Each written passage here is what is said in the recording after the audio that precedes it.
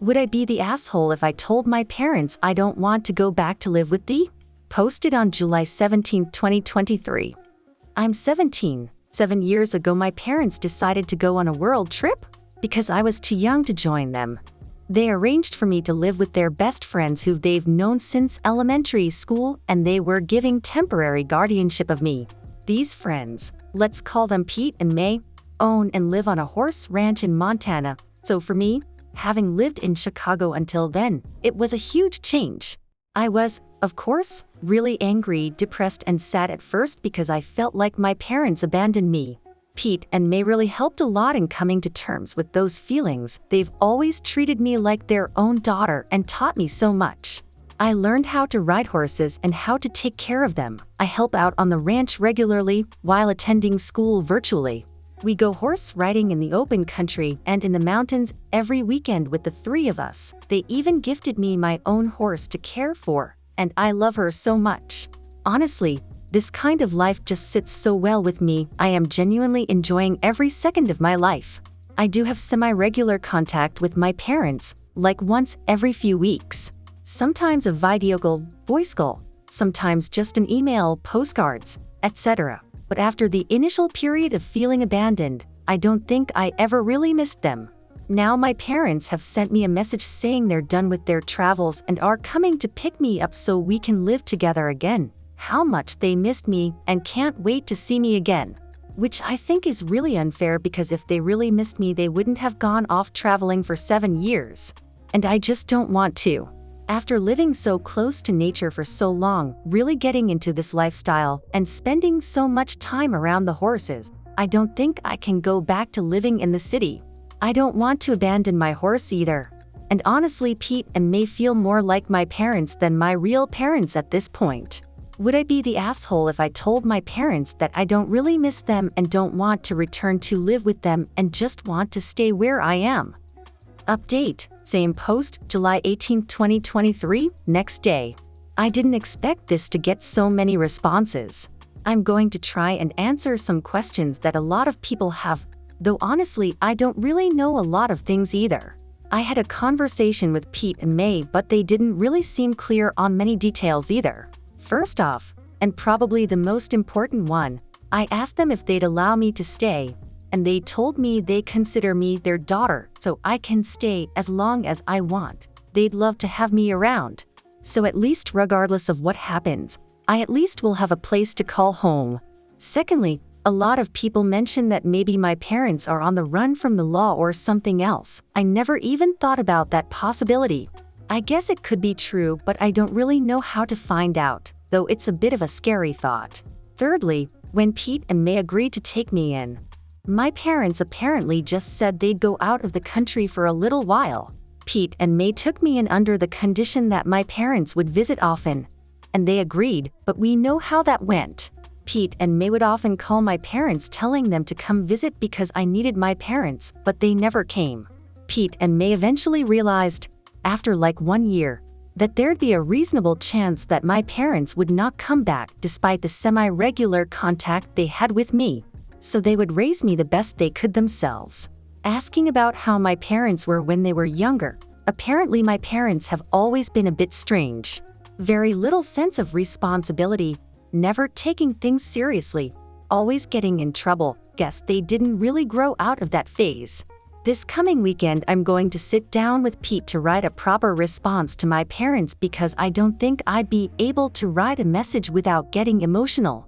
Hopefully once my parents read it, things will go like I want them to go, because the more I read the replies here, the more unsure I am about what kind of people my parents actually are. Update on July 24, 2023. So I'm not really sure how posting updates on the subreddit works, so I'm just going to post it on my profile instead. Hopefully it's visible. Last weekend I've written a long message with Pete, focusing on what a lot of people have been saying. Things like that I want to finish my school here, that I'm already preparing for college here, how all my friends are here, those kinds of things, and that because of that, I don't want to leave here to begin everything new again in the city. I didn't write anything about not missing them or anything that could cause trouble. I haven't gotten a reply yet, I don't expect one soon since they've always taken weeks to reply before. Secondly, I tried to do a search for my parents' names to see whether they're wanted or otherwise running away from something, but wasn't able to find anything. I'm not sure if it's because they have relatively common names or because I'm just bad at searching.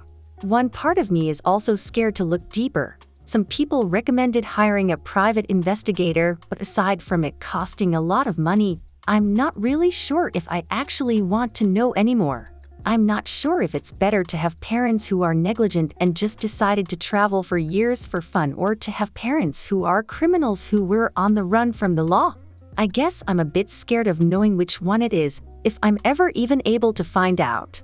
Pete and May insist that they don't know anything other than my parents saying that they'd be out of the country for a while. They have asked my parents often when they'd be back or when they'd visit, but my parents apparently never gave a clear answer. I don't really have any reason to think Pete and May are lying to me, so I think that Pete and May really don't know the reason my parents have been gone for 7 years either. So I guess now I'm just waiting until my parents respond to my message. It's kind of nerve-wracking not knowing what kind of reply I'll get. Going to break some legs this weekend, and if I go to jail it will still be hella worth it. Posted on December 8, 2021. May be a little sloppy here because I'm still a bit dizzy. So I live in a split house. We have thin walls. About 6 months ago, a new neighbor moved in. I heard loud noises a few times, then the first time it progressed to screams. I went over to check on her. Her ex-boyfriend was there. She was crying and asking me to make him leave. I told him to go. He did. No incident. It happened again and again. Then I heard her say, "Stop hitting me." So I took my glasses off, put on my flip-flops. Friday night lights really made me want to knock someone out wearing a pair of flip-flops. Don't judge me, and went next door. I skipped knocking, came in, and she was curled on the floor crying. I asked where he was. She pointed at the back, and I saw him through the window sprinting towards his bike. He used his little legs to pump that sucker as fast as he could. Each time, I called the police. Each time they confirmed he had a warrant out already. Each time they did absolutely nothing. It happened again last week. He kicked in her door and raped her. I was sleeping and didn't wake up until towards the end, at which point I grabbed pants and a t-shirt, skipped putting on shoes, and sprinted next door. He was running again. I told him if he came back I'd find him. I asked neighbor his address, gave it to the cops. Nothing happened. Today, I went grocery shopping and was walking home from the store when I feel a crack on the side of my face. Sucker punched by the neighbor's crazy ex. He has fist fillers. And friends. They found me. I grew up boxing, so I'd like to say I did well, but I maybe landed 3 punches during the several man beatdown, and they apparently did little to deter the further ass beating. I just got back from the hospital maybe an hour ago. My face looks mega fucked up, but I still have my teeth and no permanent damage. CT scan was clear even. Police are still not doing anything, so I'm going to hit him up on his porch with a friend and we're going to break his legs. I'm actually not concerned at all about being pinched by police for it, because at this point their incompetence is endangering my life and the life of my neighbor. A few months in jail is better than being put into a coma. Edit 1. Girlfriend has talked me down from my adrenaline-fueled rampage. The new plan is to accelerate my plans to move in with her out west and carry a knife when I need, to make trips to the store in the meantime for self-defense purposes. Neighbor is currently staying with her dad and looking for a place nobody knows about with the help of a government assistance for abused women program. Edit 2. Just wanted to thank all the people giving me support or calling me a hero. I'm usually a pretty down on myself type dude, so it really did give me a nice mood boost. Especially since I can't sleep because my goddamn cheekbones and forehead are just a throbbing. I'm definitely not a hero though. If you're sleeping through someone being beaten and you can do something about it, there is something wrong with you. Update 1. As soon as the Americans woke up, this became an aggressive troll show of folks who aren't from Canada, telling me how great Canadian police are and that this story can't happen. If you don't believe me, tough. I had a bad couple days and I'm just straight up gonna report and mute anybody else. I made this as a vent and kept it up, because the positive messages were super cool and helping me through a bad night, but honestly, the post-UK hours have just made it super shitty to interact here now, and so I'm gonna ignore this going forward except for updates for the folks interested in hearing about those. Thanks again to the UK folks and some Cali boys who were super kind earlier. Update 2. My headache is gone. The neighbor is at her dad's doing the Christmas thing and is confirmed moving by the end of the month for the sake of everyone. She may have to stay with her dad for a bit, but as long as she has someone keeping her safe, it's all good. She isn't very internet savvy, so I'm not sure she even knows what options are available to her. I know she's been looking into help from the Provincial Emergency Assistance Program, but if any Ontarians, or maybe just Canadians, have any advice on what organizations she might be able to get some extra assistance from, I would appreciate a PM. Update 3. Had a heavy candle holder thrown through my window last night. Cops took it for prints, which surprised me. I doubt that anything will come of it, but whatever. I'm moving in the next week or so. I think her dad is going to pay some guys to hunt him for the police, so they can actually act on the numerous warrants for this dude. Update 4. Move is set for a couple weeks from now. Junkie only ended up spending a couple days in jail. Apparently, this is the standard for the justice system according to the cops, who seem to be equally annoyed by it. I guess what happens is, they give him light bail, he posts, he runs, they catch him, give him light bail, he posts, and no judge ever changes the cycle. I'm going to call the court tomorrow, Southern Ontario, to see if there's maybe somebody I can talk to. Victims' services were meh. Resolution update. Neighbor just texted me. He's been arrested. Going to go see if she knows any more specifics in a little bit and will share them if she has them. How do I reassure my wife that I'm not having an affair with my assistant at work? Posted on April 3, 2023. So about 6 months ago I got a promotion at my job, and with the promotion I also got an assistant, who I'll call Marky. When I mentioned to my wife, who I'll call Emma, that I was getting an assistant, she did make a couple of jokes about sleeping with my secretary, but I didn't think anything about it at the time. Looking back, I'm thinking that she was actually being serious, and was already suspicious from the start just of the whole concept. But what happened to make me make this post is that over the last few weeks, I noticed Emma acting like she had a problem with Marky. If I talked about my day at work and I mentioned Marcy's name, Emma rolled her eyes or made a snarky comment.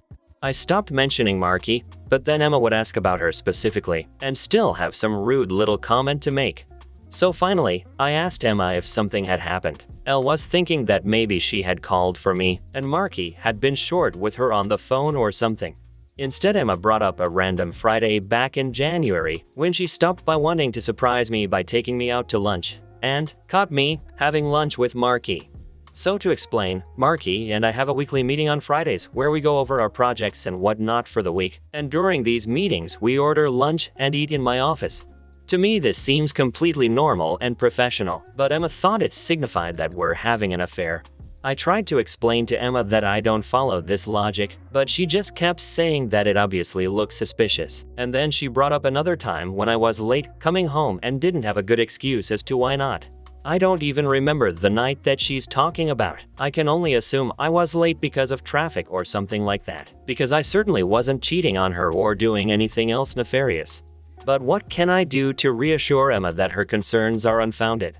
We've been together for 4 years, married for 1.5 years, and I've never cheated on her or done anything to make her think I was untrustworthy. I have no idea how to reason with her here because from what I can see, she's basing all of this on the fact that she just doesn't like me having a female assistant. And I don't want to fire Marky or anything like that just to make Emma feel better, because she's good at her job and hasn't done anything wrong either. Update on June 5, 2023. Hello, everyone. I have an update on the situation with my wife. After I posted and read everyone's advice, it really just solidified my worry that I couldn't do anything to reason with my wife because her concerns were unreasonable in the first place. Everything I could think of or that someone suggested to prove to her that I wasn't having an affair with Marky or anyone was either something I'd already told my wife or something that, the more I thought about it, I didn't feel it was fair that I should have to convince her of at this point in our relationship. So instead I sat down with her and just explained to her how hurt it made me feel that she didn't trust me after 4 years together, where I'd never done anything to make her doubt me, and that it wasn't fair for me to be on trial when I hadn't done anything wrong, and she didn't have any good reason to think that I had. And then I asked her if she really honestly thought I was cheating on her, or if there was something else going on that she wasn't telling me about. She got really upset by the last part because she thought I was accusing her of cheating, which turned the conversation into a fight, but then afterwards she at least finally understood how I felt. And then after that she apologized and actually started talking to me about what's been going on in her head lately. So long story short, there were really 3 factors that were making my wife insecure about my working relationship with Marky, some of which were things that commenters on my first post guessed correctly, and none of them were really things that had anything to do directly with our relationship. First, one of my wife's good friends got divorced last year, which I knew about, but I didn't know any of the details as to what happened. My wife told me that the cause was her husband having an affair with the coworker that he told his wife not to worry about. Apparently supporting her friend through that situation was feeding into my wife's insecurities about me having a new assistant. She actually admitted that part of the reason she decided to stop by my office that one time was also because she wanted an excuse to get a look at Marky, and that was why she got so angry about us having lunch together. Second, my wife says that after switching to the new gym she feels more insecure about her body looks than she ever used to because she's the least fit person in all of her classes now. I did suggest that she should go back to her old gym where she feels more comfortable, but she says she'd rather power through until she can catch up to everyone at the new gym, and I'm just going to let her do what she wants on this one. Third, apparently my wife had been having weird menstrual symptoms for the past few months, but she didn't think it was anything to be worried about. I got her to go to the doctor and it turns out she's starting menopause. She agreed that her hormones being out of whack is likely a big part of why she got so unreasonably upset about all this. So after we talked, my wife said she'd stop bringing up Marky, and so far she hasn't mentioned it again. And then after she saw her doctor, she also started a mild antidepressant that's supposed to help with the emotional symptoms of menopause, but it's only been a couple of weeks, so I'm not sure if I've noticed any effect yet. But we're past the original issue. It seems like it was a lot less to do with my wife not trusting me, and a lot more to do with just a bunch of internal stressors that she was dealing with that happened to result in her getting fixated on this one issue. Am I the asshole for telling my girlfriend that being depressed is not an excuse for being lazy? Posted on July 20th, 2020. I, 29, have always supported my girlfriend, 23. We have been together for 4 years now, and lived together for 1. She has always had anxiety, as well as depression where some months are worse than others. I have supported her through all of this, and understand it is very hard for her. In January she lost her job due to the current world circumstances. By March she hit a low point with not eating as much, crying, irritability, typical traits of depression. I have comforted her as much as possible, and taken care of everything. However, at the beginning of June I was allowed back to work, and since the house has fallen to shambles, I am too tired by the time I come home to do anything, even cook. Most nights we order takeout, and on the rare occasion she makes food. The floors aren't being washed, hoovering isn't being done, laundry is a mountain, and dishes are everywhere. I try keep on top of it, but with work it is almost impossible. She is home all day. She lies in bed till late afternoon, watches Netflix, eats bowls of cereal, and naps. That's about it. I've tried to gently coax her to do more, and she says she will get to it but never does. I finally snapped, told her I was sick of her doing nothing all day and leaving the housework to me, that if she is here and I am working, she needs to be pulling her weight. She got upset and said that she wants to but she can never find the motivation, that she is tired all the time. I said I understood she was depressed, but it isn't an excuse to do nothing and be lazy. No one likes housework, but I won't take any more excuses about it. She needs to start doing it or leave. Next day I come home to a clean house and a note from her saying she was sorry and is going to stay with her mother. Her mom helped her clean before they left. I tried calling but she wouldn't pick up. When I rang the house, her mother answered and had a lot to say. She was furious, telling me about how she is struggling and I am making her worse. That I should be supporting her, not ignoring that she is in a bad place, and so on. I was told my girlfriend had been crying all day in her bedroom, and I feel awful. I never wanted to hurt her, I just snapped. I tried to get her mother to give Mike the phone but she wouldn't speak to me. It feels like a lose-lose situation. On one hand, I know depression results in lack of motivation and cleanliness. And on the other, I can't stand to see our home in such chaos. I've never had depression so I can't say for sure how bad it truly is. That's why I find it more difficult to 100% empathize. Am I the asshole for telling her depression isn't an excuse? Judgments from Redditors? No holes here. Update on August 29, 2020. Ultimately, I realized that the majority of the blame was mine. I never ever should have called her lazy because that isn't what she is. I lashed out and I shouldn't have. She stayed at her mother's for a few days, and we eventually met up to talk. I told her how it just got too much for me, but it was no excuse for lashing out and I apologized. She apologized also, not that she needed to, and we talked for a long while about how we can make our relationship work. I expressed my concerns over her therapist, who is very against anything other than talking therapy. She agreed that he didn't seem to really have her best interests at heart, and she is currently looking for someone new. For now, I suggested she stops looking for work. She got a lot of rejections and I could see it was upsetting her more. I just felt we should take a step back from that and I want her to focus a little more on herself. She was unsure as she felt bad that I would be working for both of us, but I assured her it is fine. I make enough to support us both quite comfortably. I also suggested maybe she could volunteer at some point just to get her out and get some more stuff on her resume. I'm no therapist, so these were just suggestions, but it has seemed to have taken some of the pressure off her, which is all I wanted. We agreed that being in the apartment all day alone and in bed is not good for her. So, we came up with a plan that she do an exercise video 3 times a week. It's only a 10-minute one, just so she is doing something. She has found she likes doing them. They make her feel a bit better after, and has started something called yin yoga now too. To help me, she has 1 chore a day to do. I don't care what it is. It could be dishes or it could just be putting the laundry in the hamper. This rule has at least gotten her out of bed for part of the day, and she's found that once she starts, she sometimes ends up doing more than one thing. I make sure to show my appreciation for whatever she has done, no matter how small it was. We have set out that every Sunday we will have a deep cleaning day where we get everything done for the week. This has been surprisingly successful. We make it fun and just mess around while still getting things done. It makes the week a lot more manageable when we only have light chores to keep on top of. She is trying more, and I am also working on being more supportive about her depression. I'm researching it more and learning ways I can help her because it is a part of her. We are both putting more effort in and communicating a lot better. I hope we keep making progress because I do love her very much and want us to work. My husband's best friend just kissed me and I'm unsure of what to do. Posted on July 16, 2023. I, 26-year-old woman, am an immigrant that recently relocated to another country to be with my husband, 30, after being long distance with him for several years. Needless to say, my husband is my best friend and I love him deeply. Because I've struggled making my own friends here, I am on friendly terms with my husband's friends.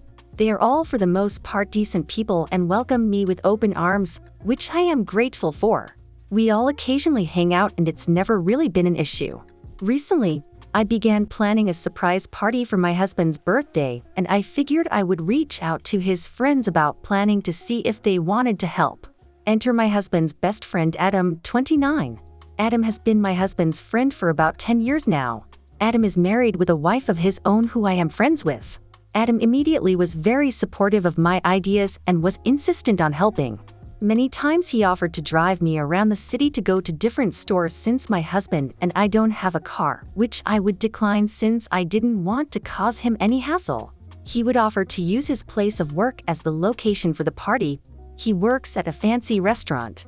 Again, I would decline because my husband isn't the type of person to enjoy birthday celebrations like that, but I would let him know I appreciated his kind offer and that I felt he was being a very kind and generous friend. He was fairly persistent, but I figured it was just because he wanted to make his friend's birthday memorable. Fast forward to this week.